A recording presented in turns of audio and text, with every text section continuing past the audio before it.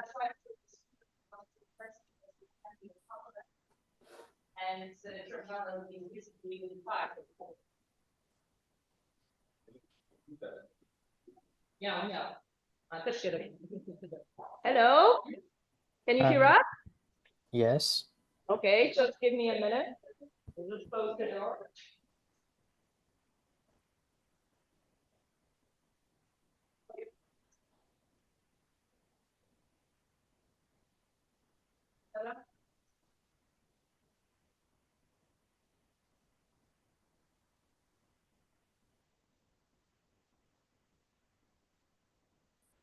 Okay, so welcome everyone of the Tuesday seminars at the Warsaw Observatory. Today's speaker is Chandra Shekhar Saraf, who is a PhD student at the Nicolaus Copernicus Astronomical Center in Warsaw. And Chandra Shekhar also holds the junior assistant position at the Dark Energy Science Collaboration of the Vera Rubin Observatory Legacy Survey of Space and Time. And actually, he is attending a conference right now, the conference that is in Warsaw, and that's why he's joining us online. So, Chandra Shekhar, the floor is yours. I hope everything will work fine. Thank you, Milena. Thank you. Good evening, everyone. As Milena said, I'm a PhD student at the Nicolaus Copernicus Astronomical Center here in Warsaw. And today I will talk about testing cosmological models with cross-correlation measurements. So here's a basic outline of the entire presentation. So I'll introduce the concept with very few slides on theory, I promise. And then I will motivate cross-correlation measurements of two different types. We will see how they go on. So to begin with, for those who are new to the topic of CMB, so CMB stands for Cosmic Microwave Background, and it's the oldest radiation, electromagnetic radiation that we can see in the universe, coming to us from the time when the universe was almost 400,000 years old after Big Bang. So when the photons coming from this CMB surface is traveling towards us, they basically get deflected by the large-scale structure that is between us and its surface. And this is what we call as the CMB weak lensing. So what happens is these deflections basically changes the properties of the CMB sky. So what we see is not the true CMB sky, but rather what we call is at the lensed CMB sky because of this weak lensing. So we basically have a change in the statistical properties of the CMB sky.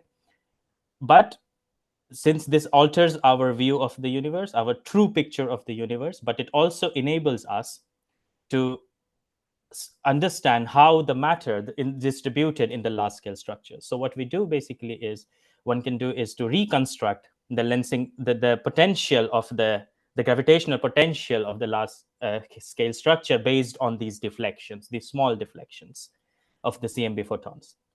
And once you reconstruct these, it becomes a very good tracer of the distribution of dark matter, or yes, the dark matter, which basically lying in this gravitational potential.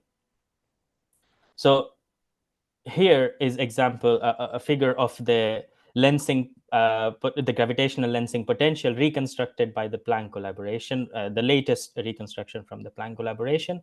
And we see that these are there is a cut in the middle, which is basically our galactic plane.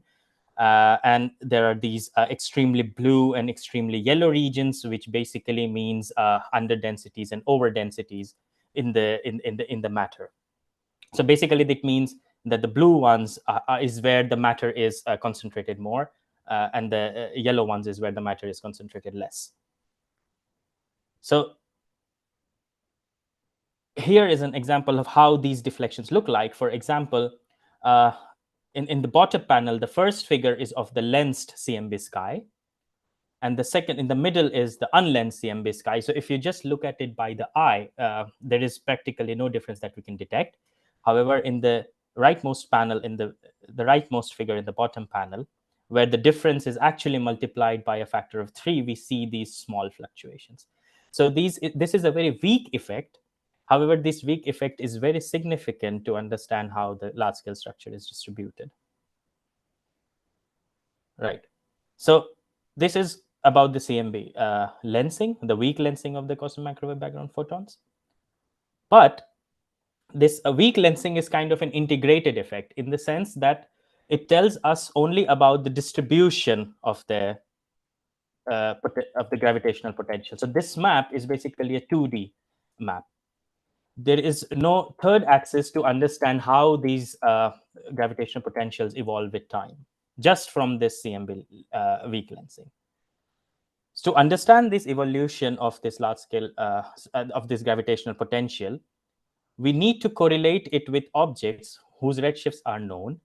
So for example, galaxies or quasars or radio sources and similar. Once we correlate the CMB lensing with these objects with known redshift, we can understand a lot of things. We can understand the time evolution of the gravitational potential. We can also constrain dark energy evolution, as well as understand about the models of the universe and structure formation. So I'll focus only on testing these cosmological models based on this cross correlation between cosmic microwave background weak lensing and galaxies in general, photometric galaxies for this talk at least. So yes, so what one can do is this the correlation between the CMB lensing sky and the galaxy surveys. You can do a similar kind a transformation to convert it into power spectrum, and we basically model these power spectrum and try to constrain free parameters and understand how our current model of cosmology is constrained by these measurements.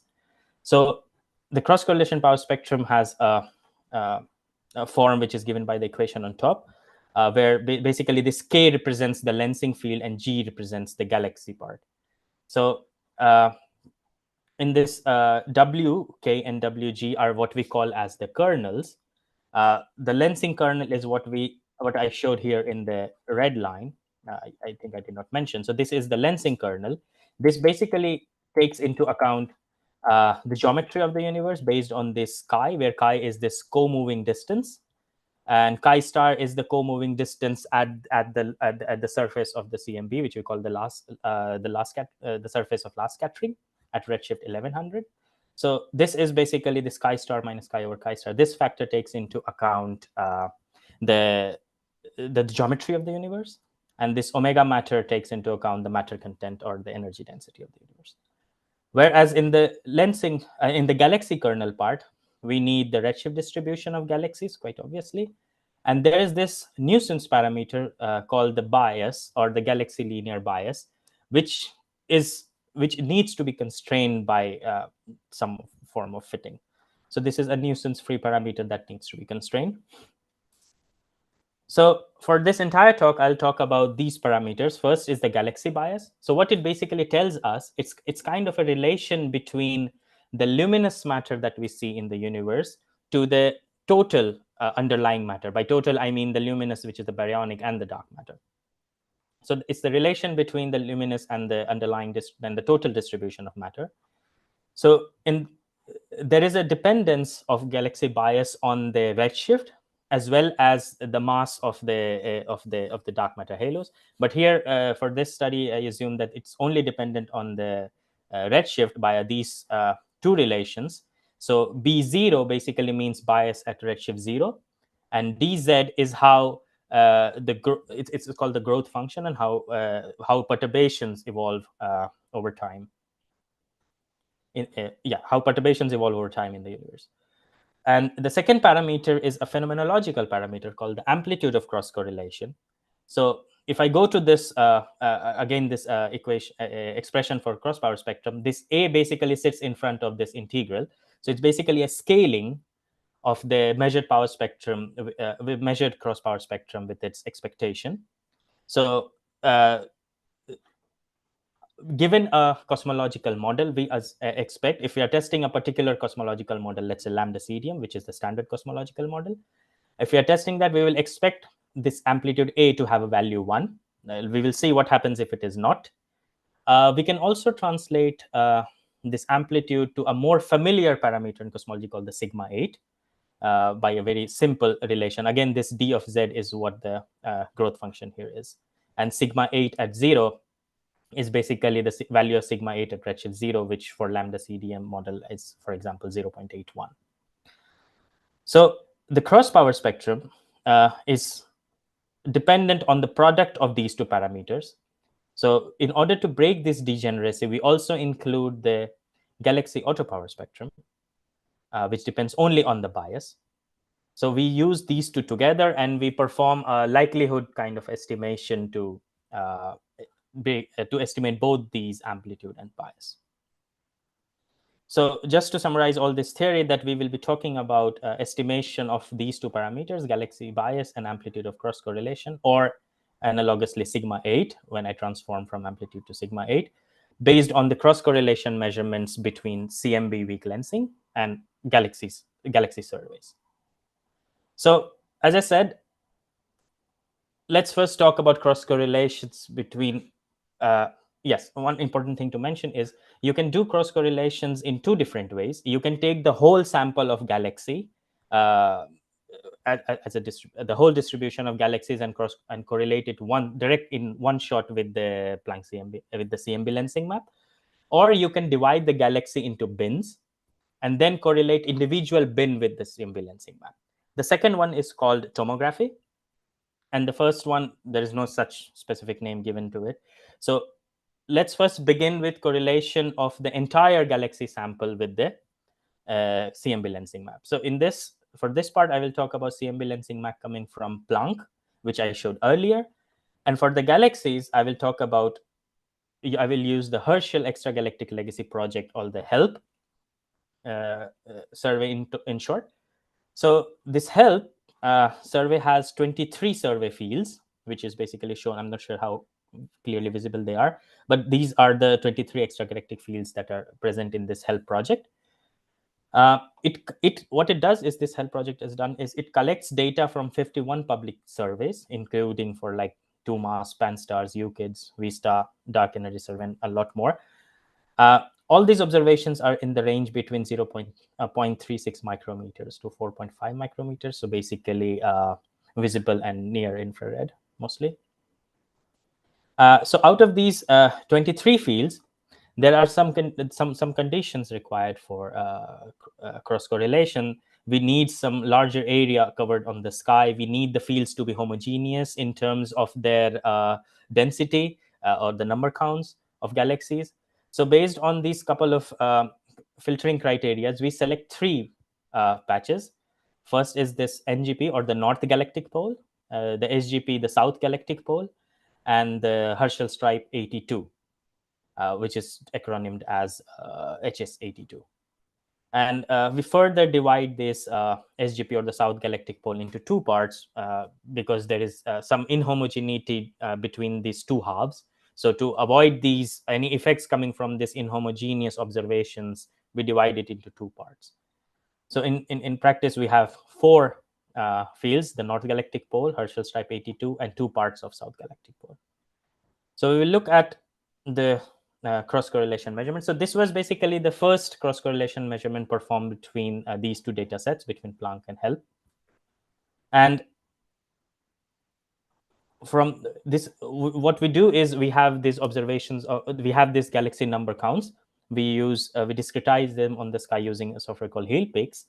And then we convert it into a galaxy overdensity, which is basically the number in each pixel as a relative difference between the average number of pixels, or this n bar. And the figure below basically shows the galaxy overdensity maps for all the four fields, starting from North Galactic Pole to South Galactic Pole to the end. So as you can see from the eye, so this has been smoothed so that the finer fluctuations are not here, only for illustrations. But when we do analysis, there is no smoothing applied at all. So here we can see that there is variations in the densities. I believe the yellow regions are overdense, which means they have they have larger number of galaxies than the average. And the bluer ones are the underdense regions, meaning lower number of galaxies than the average. So we see that there is no strong, and then there is no any hint of inhomogeneous clustering or inhomogeneous packing of galaxies in these four fields.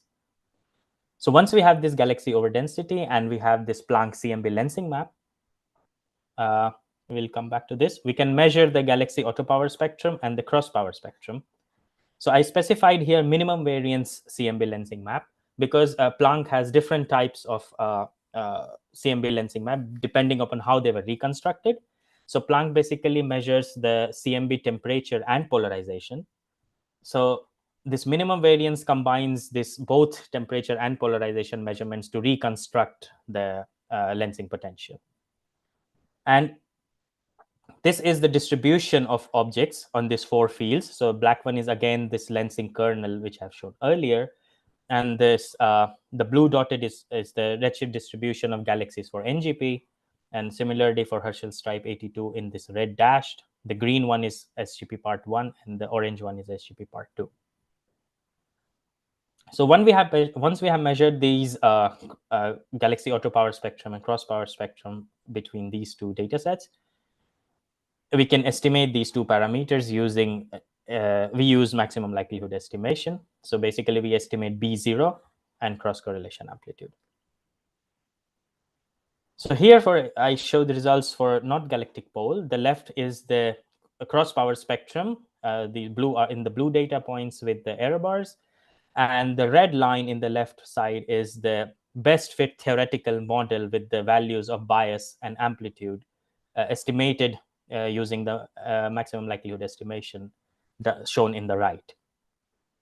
So we see that we get a bias value B0 of 0.89. Amplitude is 0.73 with big error bars of 0.24. So it's barely consistent with unity, which is what we are looking for. So this basically now tells us, this amplitude tells us whether these measurements of cross power spectrum is consistent with the standard model of cosmology, that is the ΛCDM model. We look again at next is the Herschel stripe 82, the same on the left where the blue are the data points and the red curve is the best fit power spectrum, best fit theoretical power spectrum, and the right is the estimation of parameters. Again, we see that the amplitude, the best fit amplitude is slightly smaller than the expected value of unity, which is marked by the red vertical line. Similar things for SGP part 1, we are consistent within 1 sigma, preferring a mean value slightly of smaller than 1 at 0.8, but within errors, we are consistent with 1. And for SGP part 2, we have around 1.5 to 2 sigma deviations from amplitude. So the question is why we are seeing this amplitude. We need to consider a lot of different things before we make any claims. And that's what we do next. When we find that there is tension in amplitude coming from the amplitude with the ΛCDM model at 1 to 2 sigmas, we look into different systematics that can affect our results. First is the magnification bias, which is basically since this is a lensing event where the CMB photons are lensed by the large scale structure, it can basically yes. So it can basically affect the flux of the galaxies, and which basically becomes brighter. And this can affect our estimation of galaxy bias and amplitude. I think I did not show. Let me go back quickly. Yes, here in the lensing kernel, there is another part. No, sorry, in the galaxy kernel, there is another part which takes into account this magnification bias. I missed it. Apologies for that. Yes, so this magnification bias can be basically characterized by the faint end slope of the luminosity function, which is here defined by alpha. So basically what we do is we compute our theoretical model with different values of alpha and try to estimate bias and amplitude. And we see that there is a change in bias, basically, but the amplitude more or less remains consistent as a function of alpha. So what we conclude is even this magnification bias is not so strong an effect that it can alter the amplitude of our measured amplitude. Next, what we do is what we look into is something called the catastrophic redshift errors, which basically means that due to some systematics, the measured photometric redshifts is off, or it's biased and it does not. It's not included in the error function earlier.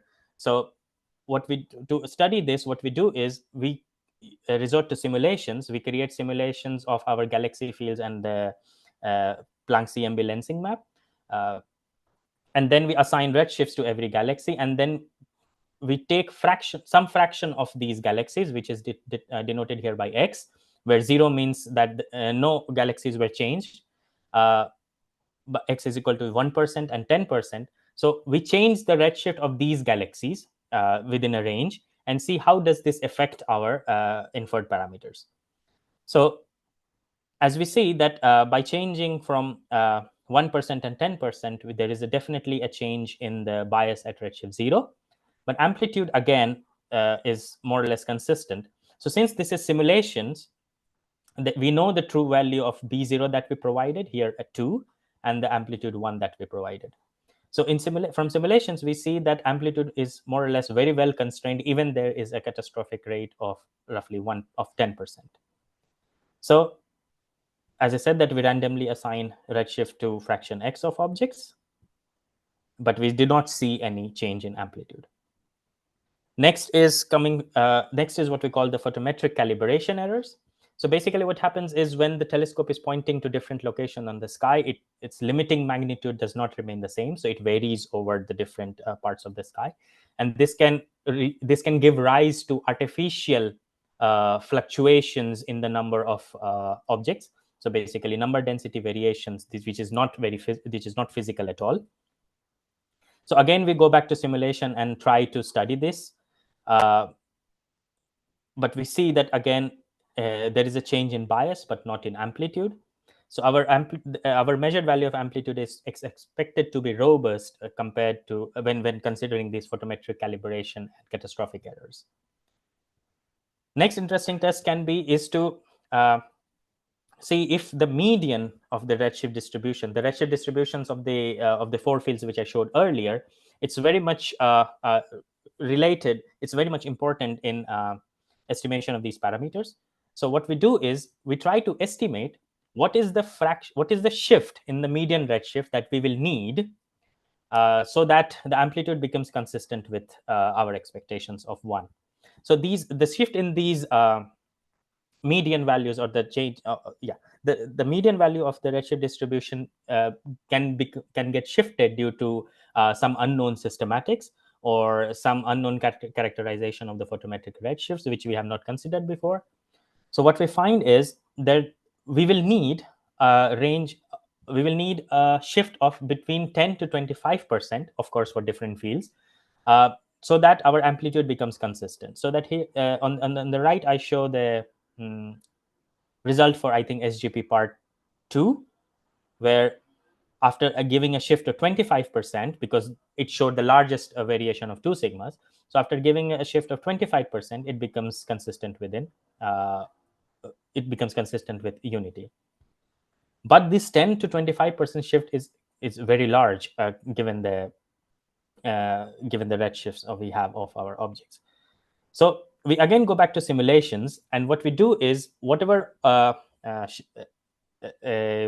errors we have observed from the data, we try to put it into simulations and see how much of a shift can be predicted from our simulations. And our simulations say that the maximum shift will be between 5 to 7%, but the requirement is much larger than these predictions.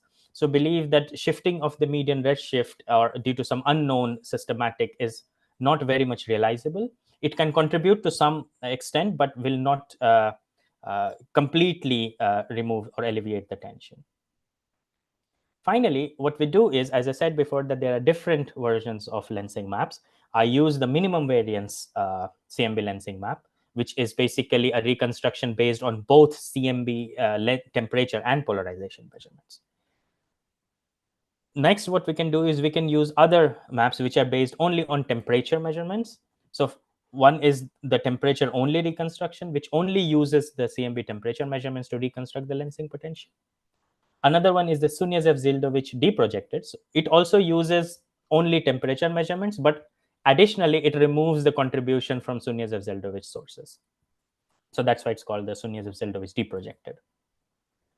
And what we notice is once we change from minimum variance to these to temperature-based reconstructions only, the value of NGP degrades. I'm only comparing here amplitudes. But for Herschel stripe 82, we see an improvement. Also for SGP part 1, we see an improvement, where both for Herschel stripe 82 and SGP part 1, it becomes now consistent with unity within 1 sigma. But with SGP part 2, we see an improvement, but still there is some room left for maybe at the level of 1.2 sigma or something. So take home here from this exercise is that temperature only reconstruction of the CMB lensing based on this SGD projected in temperature only is giving better results for at least 3 out of 4 fields. We did not go further than this and investigate why NGP is behaving this way, because I believe this would have taken a lot of challenging effort, which was beyond our work at that point of time. So what we conclude from this is that we possibly may need a better estimation of the CMB lensing potential than what came from Planck. So the reason for this can be because the measurements of the polarization data from Planck satellite was very noisy. Although they do a minimum variance estimation of the lensing potential, but this can still affect the reconstruction. This can be one of the potential reasons we see a lower value of amplitude when we are using this minimum variance map. So I'll conclude this first part by saying that the estimation of galaxy linear bias and amplitude of cross correlation from Planck and HELP photometric catalogs suggest that we need a better sensitivity of CMB lensing maps. Rest of the systematics that we studied, our amplitude turned out to be robust against them. But this exercise, this work also prepares us for the list of systematics that we should test when we are doing cross correlation measurements. So I'll move on to the next half, which is tomography by dividing galaxies into narrow bins. This is mostly related to the future surveys where we have where we will have larger area of survey. We have better redshift estimation, so basically more number of objects as well, and we can divide it into narrow bins, and we call it tomography. But there is an inherent problem, inherent systematic in tomography called this leakage or redshift bin mismatch. So basically, in this figure, I show that if you have a top hat kind of bin by this orange dashed line, which is the true redshift, which is based on the true redshift, and if you have some errors on this photometric redshift, which is this blue line, the objects from this redshift range 0.4 to 0.6 will move to other redshift bins as well. And this is what we call as leakage, and it's a problem that we need to tackle before doing any sensible estimation of parameters. So we study these under the question that how well we can measure these cross correlations given this photometric redshift errors. We start with a very basic idea of making tests. So we use a publicly available code called FLASK, or the Full Sky Log Normal Astrofield Simulation Kit. And we create 300 simulations of correlated maps between galaxy overdensity and lensing map and CMB lensing. For galaxy density field, we choose LSST specifications because we are trying to see how well we can do cross correlations in the future. But for CMB lensing, I still be at Planck because this is mostly considering this study is mostly about how these galaxies will how this leakage of galaxies change our inferences. So I simulate 2000 square degrees in the sky with a bias, galaxy bias formalism given by this, where I assume this bias at redshift 0 to be 1.3. So this is a results from the FLASK without adding any errors. So this is without photometric redshift errors. So what FLASK gives us, it gives us maps of these galaxy density and the lensing convergence. So what I do is I divide this LSST galaxy density into 9 redshift bins. So since we are talking about tomography cross correlation, so I divide it into 9 redshift bins, and then I cross correlate it individually with Planck with simulated CMB lensing map. So this is without adding any errors to check whether Flask is giving us Flask is not adding any spurious bias or any systematic on top of during its simulations. So this is the average of the 300 simulation. This is the Galaxy auto power spectrum, the relative errors. So we see that it's very much very well consistent with 0. So that means there is no bias coming from Flask simulations at all. Same for the cross power spectrum between CMB lensing and Galaxy surveys. No bias coming from Flask. So we are sure that whatever results we will have, it will not be an artifact of the code. So we add errors to this redshift. So Flask also gives us redshifts of the object based on the distribution that we provide. And on top, we term this as true redshifts, which are coming directly from Flask. On top of these true redshifts, we add errors. In this simple case, we assume Gaussian errors. This is not realistic because we'll never have Gaussian errors. But this is our attempt to simulate an ideal observation scenario, because this is the best that we will have when it comes to photometric redshift. And we assign a Gaussian error based on this redshift dependent sigma. So this Gaussian function takes mean as the true redshift, and the standard deviation is dependent on the redshift. So this sigma 0, we assume two values, we will see 0.02 and 0.05. So 0.02 is the best performance prediction from LSST, and 0.05 being a larger, signifies larger scatter, which is more conservative. And then the distribution, the redshift distribution for every tomographic bin, denoted here by I, gets modified based on these functions, these window functions, which is basically producing these kind of images.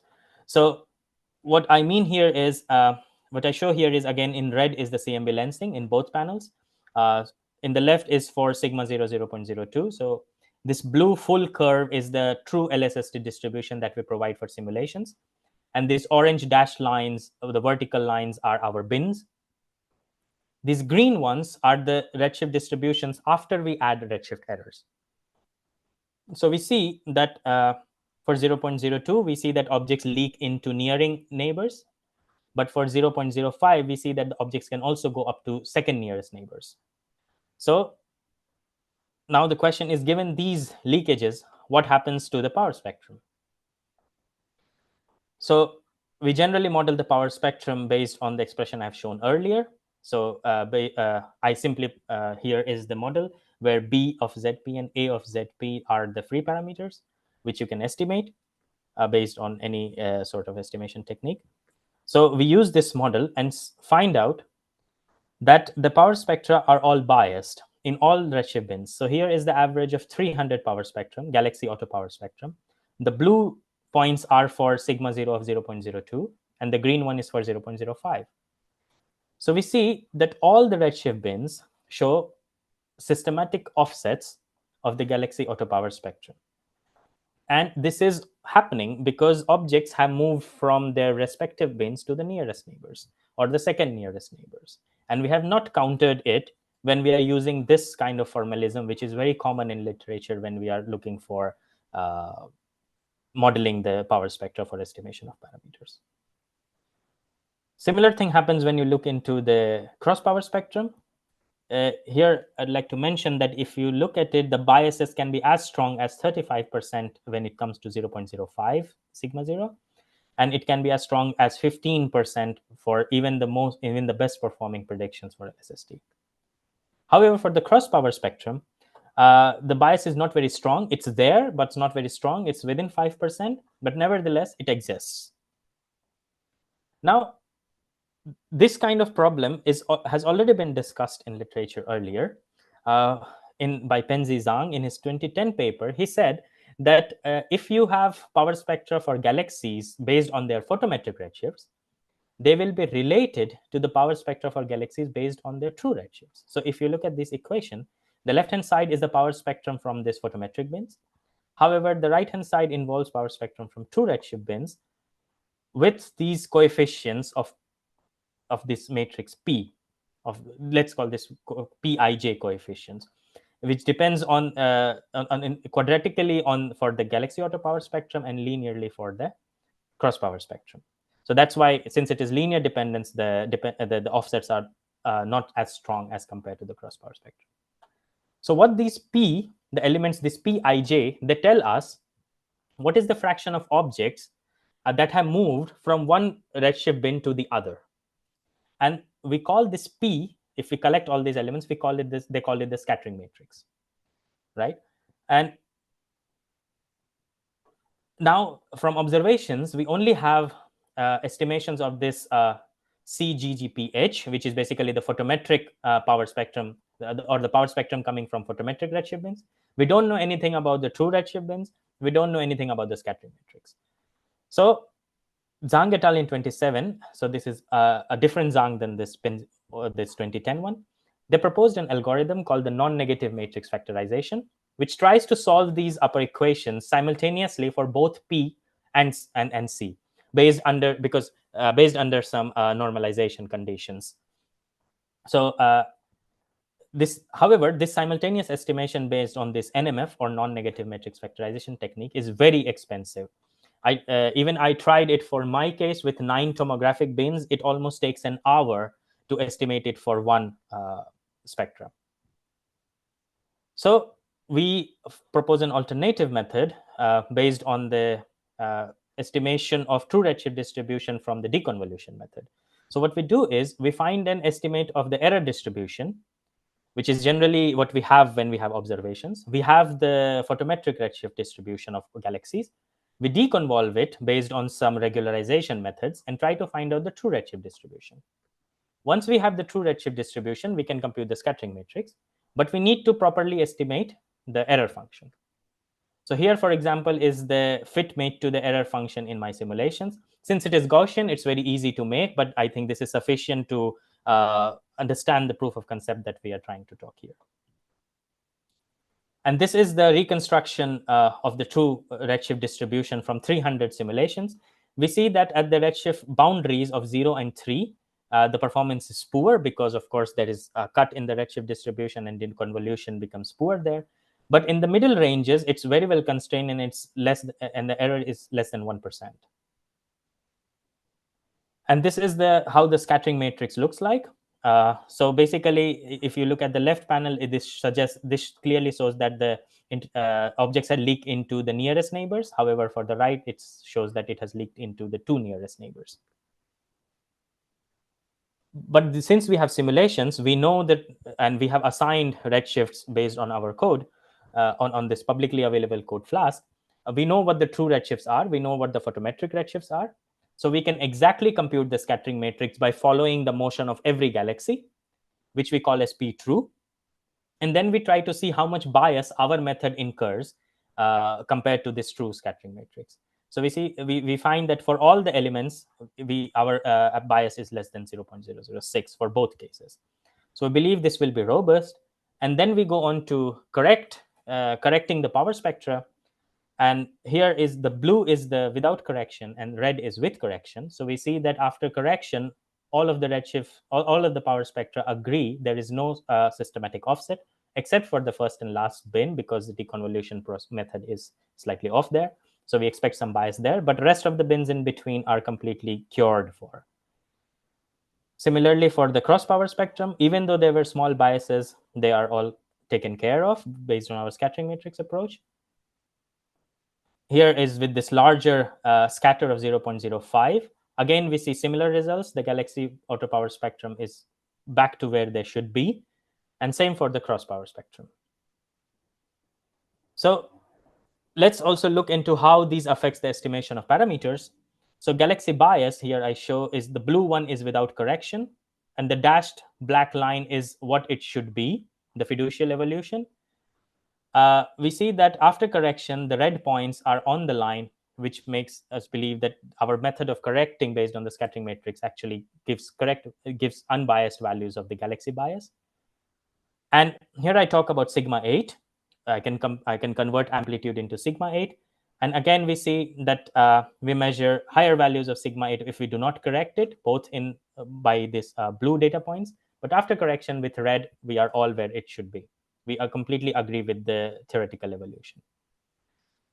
So the conclusions is that tomographic cross-correlation measurements from the future will be very powerful, but we need to counter for this leakage of objects into redshift bins, and we propose a scattering matrix approach which is faster than what was previously proposed in the literature, and we have shown that it corrects for the biases. In the last few minutes, I would like to mention quickly, since this was all simulations, we decided to apply this method onto real data and see how does this affect the results which are already published, for example. So we talk about cross-correlation between Planck CMB lensing and dark energy spectroscopic instrument legacy imaging survey data release 8, or DESI-LIS for short. So this was already studied in Hang et al. 2021, where they had 4 redshift bins as given by these beam boundaries. And they have a photometric redshift precision, which is better than what I have considered in the simulations for LSST. My considerations were 0.02, but here it's 0.012 to 0.015. And on the right is the redshift, distribution of objects. The green one on the background is the total distribution. Again, the orange dashed one is the bin boundaries, and the blue individual 4 ones are what the photometric distribution, including the errors, look like. So here are the galaxy density maps, just to be clear, for these 4 redshift bins for this DESI-LIS survey. The first 2 bins, and again the next 2 bins, it covers roughly 18,000 square degrees on the sky. So when we measure parameters without correction, this is what was reported by Hang et al. Without correction. So they measure sigma 8 smaller than expectations, which is basically what we have in cosmology known as the sigma 8 omega matter tension, or combined them into another form called the S8 tension, where the measured values of sigma 8 is smaller than their expectations. So this is the redshift distribution after our deconvolution approach. We have this red one, which is the photometric distribution. We have the blue one, which is, we assume, is the true one after the deconvolution. We miss some of the features because of course, when we deconvolve, there is a loss of information. This is how the scattering matrix look like, and if you can look into it, it suggests that the galaxies have even moved into the 4th neighbors. So basically, there is a motion, there is a movement of galaxies from one bin to even the farthest bins as well. So we correct for it based on our approach, and I compare here the data points with and without correction. Again, blue one is without applying any correction, and the red ones are after I correct based on our scattering matrix approach. We find that for the last 2 bins, we agree with what their theoretical values of sigma 8. However, for the first 2 bins, there is no improvement, but we do not even degrade. We do not degrade as well. So this, So there can be a couple of reasons why the first 2 bins have not shown any improvements. For example, we simply applied our scattering matrix approach. We did not look into the range of systematics as we have done with HELP. So that can be one source of contribution. But since this work was just to demonstrate what the impact of scattering matrix correction could be on this redshift bin mismatch, so we see that the last 2 bins definitely improves. Finally, let's compare the DESI-LIS on the right with LSST simulations on the left. This comparison is important because if you think about the sigma 8 tension, which says that the measured values of sigma 8 without correction should be lower. However, LSST simulations show that without correction, they're higher. But a point to note here is that the correction from scattering matrix depends on 2 very important factors. What is the redshift distribution of objects, as well as what is the error distribution, the photometric error distributions. For the simple case of Gaussian in LSST, we have seen that it will be biased towards higher values. But if you take more realistic errors like DESI-LIS, it shows that it will be biased towards lower values. So on the right for DESI-LIS, these are the results from simulations that we have performed. So we repeated the same thing we have done with LSST with DESI-LIS. taking into account the photometric redshift errors as observed. So we took the observed photometric redshift errors, put it into our simulations, and see what happens to the value of sigma 8. We see that it can be biased both positively and negatively. So just to comment on that, this general trend that we have in LSST, that sigma 8 is all higher than their expectations, if we do not correct for the leakage. It's not to be generalized for every survey. We need to look into the properties of the errors and then figure out, based on the scattering matrix, where the parameter goes. So final conclusions is that based on the scattering matrix shown for LSST versus Planck and DESI-LIS versus Planck, we need to consider scattering matrix formalism for cross-correlation analysis in the future. For DESI-LIS particularly, we have seen the improvement in the values of sigma 8, removing the so-called sigma tension for at least 2 bins. And we have, as stated before, we have proposed a faster way to compute the scattering matrix compared to the NMF method already proposed. And finally, the impact on the parameters will depend on the error distributions as well as the redshift distribution. So with this, I would like to say thank you. And if you have any questions, I'm happy to take them.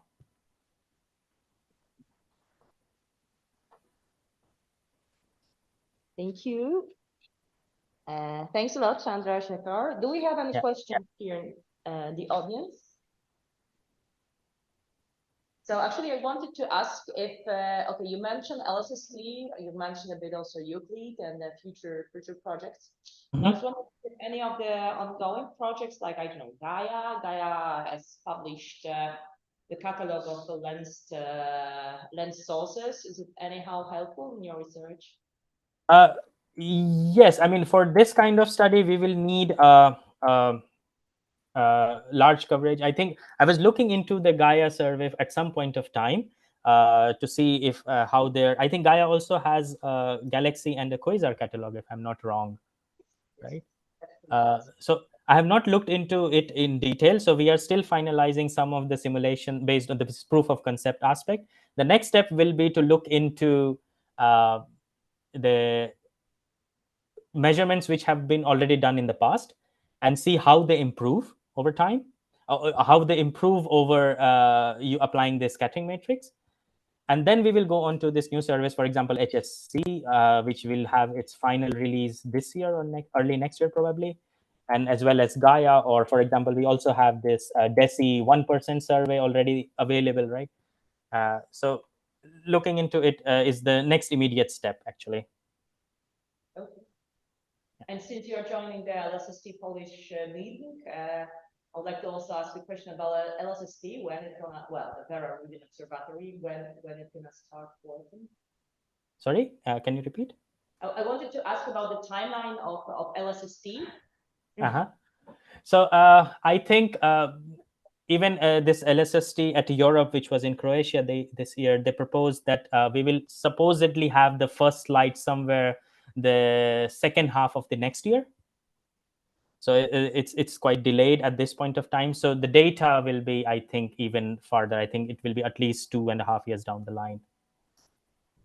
I mean, that's what I have the take-home message from the discussions that were there in the LSST Europe Consortium. Thank you. Looking forward. Yeah, thank you. Comments? Let me check on Zoom. I don't see anyone. Is there anything for the Zoom? Oh, sorry. Łukasz said that,